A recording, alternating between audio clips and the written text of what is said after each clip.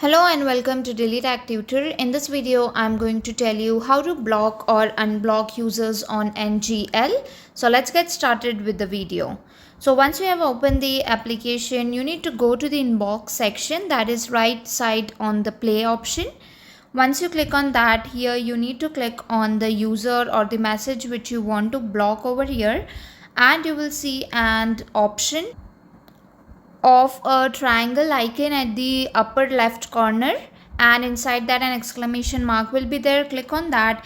Here you will get an option of block sender, so you can just click on that. A pop-up window will come that are you sure you want to block this message. Click on yes, block. So once you have done that, the message sender has been blocked successfully. Now in order to unblock that user, how you can do that, click on the setting icon at upper right corner. Here you need to go to the settings and you will see a blocked user option under safety controls. Click on that, and here you will see all the blocked users. Just you need to tap on unblock.